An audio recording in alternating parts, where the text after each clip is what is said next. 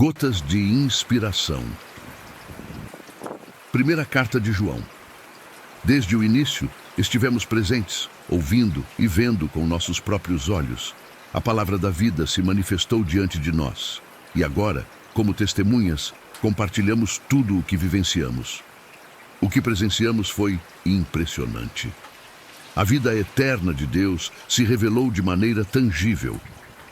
Agora, queremos que vocês também tenham essa experiência de comunhão com o Pai e com seu Filho, Jesus Cristo. O objetivo desta carta é que vocês possam compartilhar dessa alegria que duplicará a nossa. A mensagem que recebemos de Cristo é clara. Deus é luz, e nele não há escuridão. Se dissermos que andamos com ele, mas caímos na escuridão, estamos mentindo. No entanto, se caminharmos na luz como ele é luz, experimentaremos a comunhão uns com os outros, e o sangue de Jesus nos purificará de todos os pecados. Se afirmarmos estar livres do pecado, estaremos apenas enganando a nós mesmos. Mas, se confessarmos nossas falhas, ele, que é fiel, nos perdoará e nos purificará. Negar nossos erros só demonstra nossa falta de entendimento sobre Deus. Capítulo 2. Escrevo isso para orientá-los a evitar o pecado. Se alguém pecar, temos Jesus Cristo, o justo, como nosso defensor. Seu sacrifício resolveu para sempre a questão do pecado, não só para nós, mas para todo o mundo. A verdadeira certeza de que conhecemos Deus está em obedecer seus mandamentos. Se alguém diz que o conhece, mas não guarda seus mandamentos, é um mentiroso. Contudo, quem obedece à palavra de Deus realmente demonstra seu amor por ele. O amor maduro de Deus é o verdadeiro indicador de que estamos nele. Quem se diz próximo de Deus deve viver como ele viveu. Não estou trazendo uma novidade. Este é um mandamento antigo, bem conhecido por todos. No entanto, sua expressão se tornou nova em Cristo e em nossas vidas, pois a luz verdadeira agora brilha, expulsando as trevas. Aquele que diz viver na luz, mas nutre ódio por seu irmão, ainda está nas trevas. Aquele que ama seu irmão habita na luz e permite que essa luz resplandeça. Lembrem-se, meus amados, que os pecados de vocês foram perdoados em nome de Jesus. Vocês, mais experientes, conhecem aquele que é a origem de tudo, e os mais novos já venceram o maligno. A palavra de Deus está viva em vocês e fortalece sua comunhão com ele, ajudando-os a superar as tentações. Não se deixem levar pelos valores do mundo, pois o amor do mundo pode sufocar o amor do Pai. O que acontece no mundo, o egoísmo, a busca por status, não se alinha com os propósitos divinos e nos afasta dele. O mundo e seus desejos passarão, mas quem cumpre a vontade de Deus permanecerá para sempre. Filhos, o tempo é curto. Vocês ouviram que o anticristo está próximo. Há muitos por aí. Aqueles que se afastaram não pertenciam a nós, mas vocês são ungidos e conhecem a verdade. Não escrevo para trazer novidades, mas para reafirmar o que vocês já sabem. Aquele que nega que Jesus é o Cristo está em oposição a ele, e quem rejeita o Filho não tem parte com o Pai. Mas ao reconhecer o Filho, abraçamos o Pai. Permaneçam firmes no que ouviram desde o início. Se essa mensagem se enraizou em vocês, viverão plenamente na comunhão com o Filho e o Pai, conforme a promessa de Cristo, a vida eterna. Estou aqui para alertá-los sobre aqueles que tentam desviar vocês, mas não são páreo para a verdade que habita em seus corações. A unção de Cristo é suficiente. Ela ensina a verdade sobre vocês e sobre ele, livre de mentiras. Vivam de acordo com o que aprenderam. Agora, filhos, permaneçam em Cristo, vivendo plenamente nele, para estarem prontos quando ele se manifestar, abertos e sem vergonha. Reconhecendo que ele é justo, vocês saberão que aqueles que praticam a justiça são verdadeiros filhos de Deus. Capítulo 3. Que amor maravilhoso! Vejam como somos chamados filhos de Deus. É por isso que o mundo não nos reconhece nem leva a sério. Ele não entende quem somos ou o que Deus pode fazer. Mas, amigos, somos verdadeiramente filhos de Deus. Quando Cristo se manifestar, saberemos como será o fim. Seremos semelhantes a Ele. Todos aqueles que esperam sua volta devem se preparar, seguindo o exemplo da pureza de vida de Jesus. Aqueles que desconsideram a vida de pecado se opõem à lei de Deus, pois o pecado rompe a ordem divina. Vocês sabem que Cristo veio para eliminar o pecado. Nele não há pecado, e essa prática não faz parte do seu propósito. Ninguém que realmente vive em Cristo faz do pecado uma rotina. Quem vive em pecado nunca se voltou para Cristo, mas se afastou dele. Por isso, queridos filhos, não deixem que ninguém os desvie da verdade. Quem age corretamente reflete a justiça do Messias. Aqueles que praticam o pecado pertencem ao diabo, o primeiro a pecar. O Filho de Deus veio para destruir as obras do diabo. Aqueles que foram gerados por Deus não fazem do pecado um hábito. A semente de Deus está neles e isso molda quem são. Não é da natureza dos nascidos de Deus viver em pecado. Para diferenciarmos os filhos de Deus dos filhos do diabo, quem não pratica a justiça não é de Deus, e quem não ama seu irmão também não é.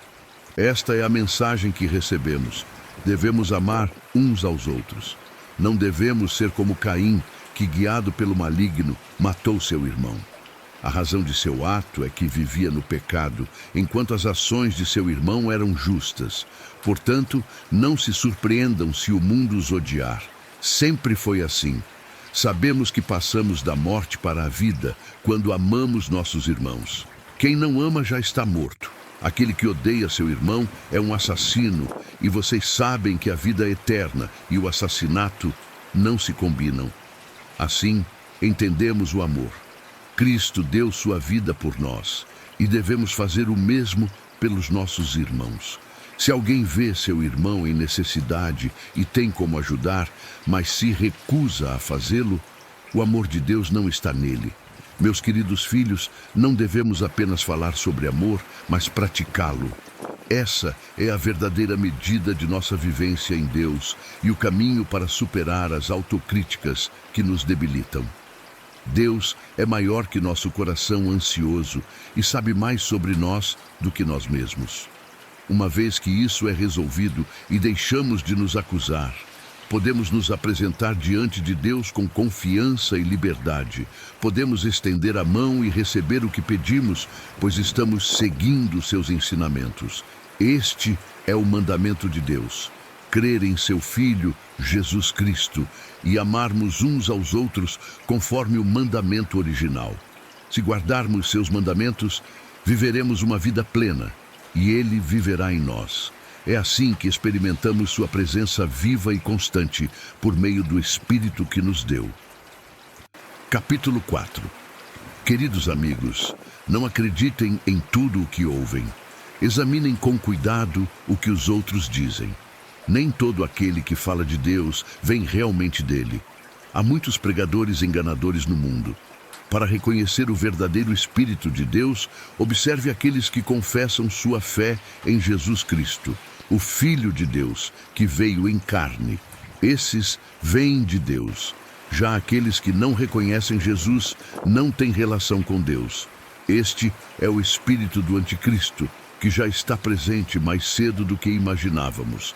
Meus queridos filhos, vocês pertencem a Deus e já venceram esses falsos mestres, pois o Espírito que habita em vocês é maior do que qualquer outra força no mundo. Esses indivíduos pertencem ao mundo e negam a Cristo. Eles falam a linguagem do mundo que os ouve. No entanto, nós viemos de Deus, e quem conhece a Deus nos compreende. Quem não tem interesse em Deus não nos ouvirá. E isso é mais um teste para distinguir o espírito da verdade. Amigos, vamos nos amar uns aos outros, pois o amor é originado em Deus. Quem ama é nascido dele e tem um relacionamento genuíno com ele. Aquele que se recusa a amar não compreende a essência de Deus, pois Deus é amor. Não podemos conhecê-lo sem amar. Deus enviou seu Filho ao mundo para que tivéssemos vida por meio dele. Esse é o amor ao qual nos referimos. Não é que tenhamos amado a Deus, mas que Ele nos amou primeiro e enviou seu Filho como sacrifício para purificar nossos pecados e restaurar nosso relacionamento com Ele. Se Deus nos amou dessa forma, devemos amar uns aos outros. Embora ninguém tenha visto a Deus, se amarmos uns aos outros, Ele habitará em nós e seu amor será perfeito em nós. Sabemos que estamos vivendo nele e Ele em nós, pois Ele nos deu vida através de seu Espírito. Além disso, testemunhamos que o Pai enviou seu Filho para salvar o mundo. Quem reconhece Jesus como o Filho de Deus participa de um relacionamento íntimo com Ele. Ao permanecermos no amor, vivemos em Deus e Deus em nós. Assim, o amor nos controla, se desenvolve e nos libera da preocupação com o dia do juízo. Nossa condição no mundo é semelhante à de Cristo. No amor não há espaço para medo, pois o amor maduro expulsa o temor, que gera insegurança e apreensão. Quem tem medo não está plenamente aperfeiçoado no amor, mas podemos desfrutar do amor, amar e ser amados, porque fomos amados primeiro. Se alguém afirma amar a Deus, mas odeia seu irmão, é um mentiroso. Como pode amar a Deus que não vê, se não ama a pessoa que está à sua frente? O mandamento de Cristo é claro. Amar a Deus se manifesta na prática de amar o próximo. Precisamos amar ambos. Capítulo 5. Quem acredita que Jesus é o Messias é nascido de Deus. Se amamos aquele que gerou o Filho, certamente amaremos também o Filho. A verdadeira prova de que amamos os filhos de Deus é que amamos a Deus e guardamos seus mandamentos. A evidência do nosso amor a Deus está em obedecê-los, e suas instruções não são pesadas. Quem nasce de Deus supera a influência do mundo, pois o poder que opera em nós é superior. Reflete a nossa fé naqueles que se posicionam acima das influências mundanas, acreditando que Jesus é o Filho de Deus. Ele, o Cristo divino, vivenciou um nascimento que dá vida e uma morte que derrota a morte. Esse nascimento não se limita ao físico. É também um nascimento espiritual, que se inicia com seu ministério e culmina em seu sacrifício. O Espírito confirma a verdade da presença de Deus, tanto no batismo quanto na crucificação de Jesus, tornando essas experiências vivas para nós. O testemunho é triplo: Espírito, batismo e crucificação, todos em perfeita harmonia. Se o testemunho humano tem algum valor, então o testemunho de Deus sobre seu Filho é ainda mais seguro. Aqueles que creem no Filho de Deus, em seu íntimo, validam esse testemunho divino.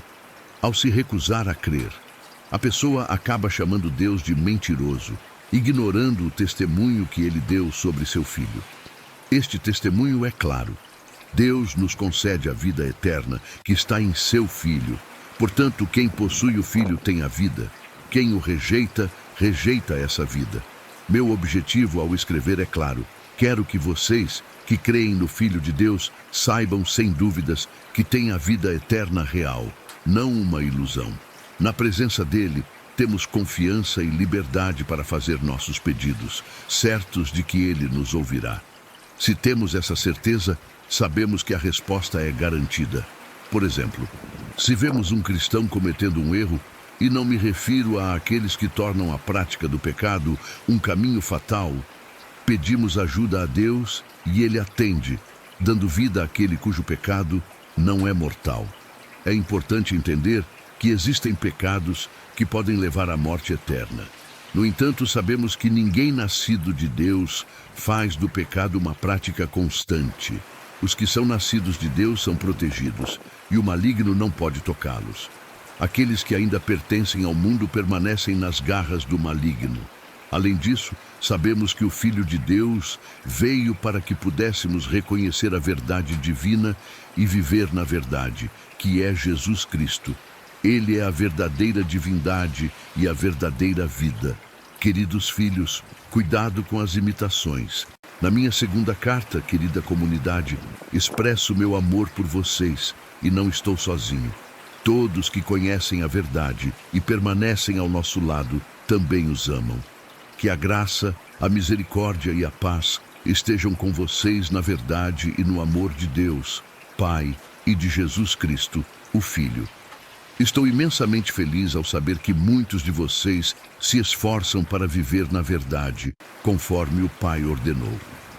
Contudo, permitam-me relembrar algo importante, que não é um novo mandamento, mas uma reafirmação do mandamento essencial.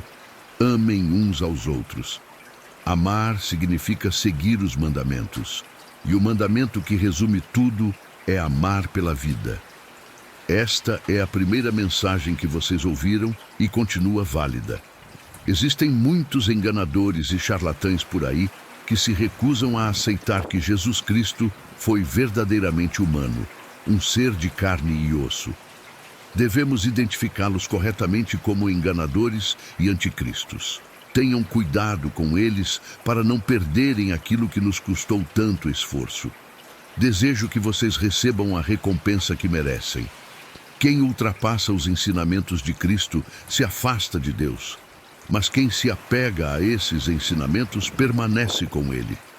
Se alguém não valoriza este ensinamento, não o convide para sua casa, nem o acolha, pois isso lhe dará uma plataforma para continuar em seus maus caminhos, tornando-o cúmplice. Tenho muito mais a compartilhar, mas prefiro não usar papel e tinta. Espero estar com vocês em breve para uma conversa aberta, que será benéfica para todos nós. Todos na comunidade enviam saudações. Na minha terceira carta, dirijo-me ao meu querido amigo Gaio. Sinto um grande carinho por você e oro para que tenha sucesso em tudo que faz e boa saúde, assim como suas atividades prosperem, assim como sua alma. Fiquei muito feliz ao ouvir de amigos que você está firme na verdade.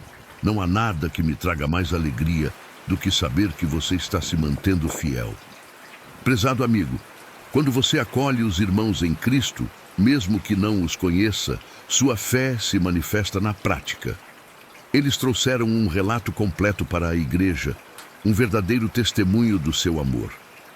O trabalho que você faz ao ajudar os viajantes, oferecendo-lhes hospitalidade digna, é admirável. Eles se hospedam em nome do Senhor e não aceitam ajuda de não cristãos, portanto merecem toda a assistência que pudermos oferecer.